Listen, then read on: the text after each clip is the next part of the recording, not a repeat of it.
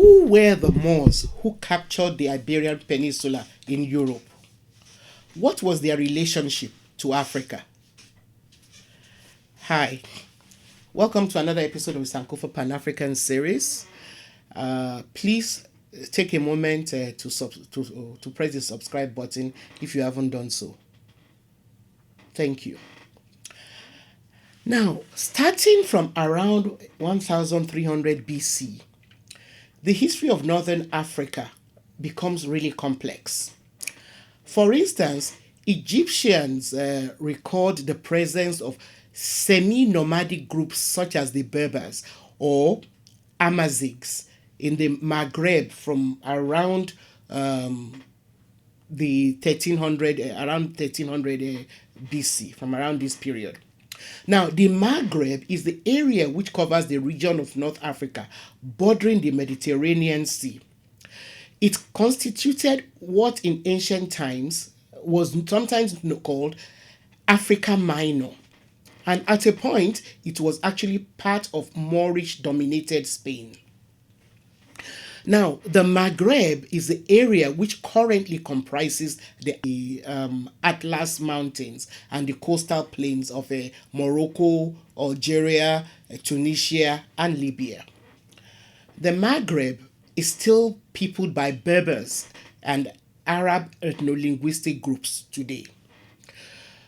Now, the Berbers or Amazighs, as they are sometimes called, are believed to be partly descended from early inhabitants of the region, as recorded by the Egyptians. Due to various waves of migrations and invasions, including invasions by the Phoenicians, Greeks, Romans, Vandals, and Arabs, the area is very genetically and culturally mixed. And those of you who have been following our history of Egypt and neighboring areas will see that there are a lot of comments by present day people from this area who don't want to be really identified as Africans. But the fact of the matter is that they've been there for generations, and they are Africans, whether or not they admit that they are. Now, so, like I said, the area known as the Maghreb, was conquered at various times by various people, Greeks, Romans, Vandals, Arabs, and so it accounts for the fact that DNA today shows a genetic mix, so that sometimes you find that a lot of people there have more in common with these people than they have with people who came from the hinterland Africa. And it's also culturally very, very mixed. It's culturally, there's a lot more there now that links them, people in the Maghreb, to Arabs and all that. Now, so about 1/6 of the population of the area is today still speak one form of a Berber language or another, but most also speak some Arabic. Now, to further illustrate, a Phoenician colony was established in Carthage by Tyre in 1814 BC in the area which now constitutes modern-day Tunis. So Carthage, the famous Carthage, was actually part of the area that we now know as Tunisia. Carthage then developed from and it was founded by Phoenicians. It then developed into a colony and a capital, a major capital city in the Mediterranean area.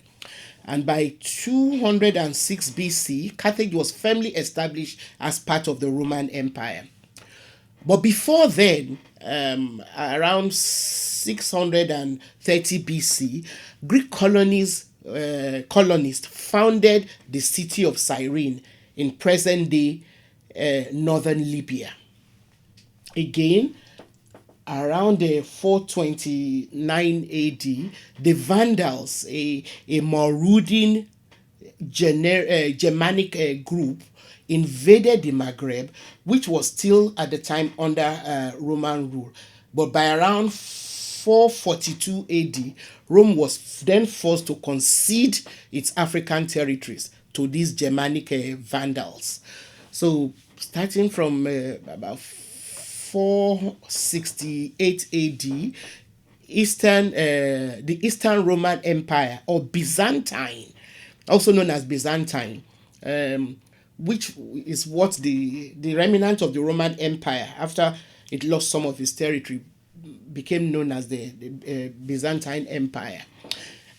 But it kept also conquering, making attempts to conquer more lands in North Africa from the Vandals, until it finally succeeded in 534 AD. It then re-established a Roman rule, which was unsuccessfully, which the Berbers tried to resist, but they did not succeed. And so the Byzantine Empire then merged its areas of conquest in North Africa with its Spanish conquest into what was then called the Exarchate of Africa. Although most of the period under various colonizers was marked by regional attempts to resist, and religious conflicts and social unrest, the area continued to prosper, surprisingly. It was finally attacked and then conquered in the 698 AD by a Muslim army from Egypt, which sacked Carthage, thereby ending Roman and Christian rule, which is why today we find that almost solidly the majority of countries and populations in northern African area are Muslims.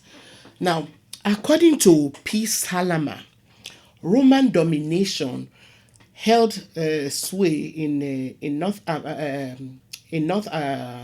Africa for between 400, a total of 400 and 500 years.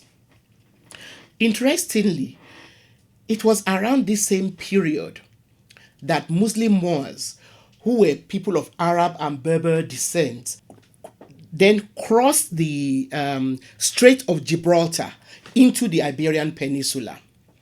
In a series of raids spanning about 8 years, starting in 711 AD, they progressively conquered Visigoth Christian Hispania. The Visigoths were also a Germanic tribe which had overrun the latter part of the Roman Empire. So this conquest of North African Moors brought most of the Iberian Peninsula under an Islamic caliphate, which then lasted over 7.5 centuries, 750 years, until its conquest was complete in 1492.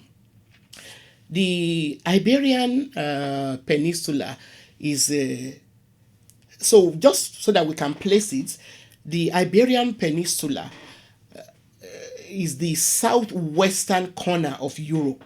So it's a solid piece in the southwestern part of Europe. It is principally the area which covers Portugal, Spain, Andorra, and some parts of France, as well as Gibraltar. So I hope this explains the relationship between the Moors who captured the Iberian Peninsula and Africa. So yeah, so I look forward to seeing you next time. Help us to keep bringing you our history by subscribing, sharing our videos, giving us a thumbs up, and liking us. Thank you.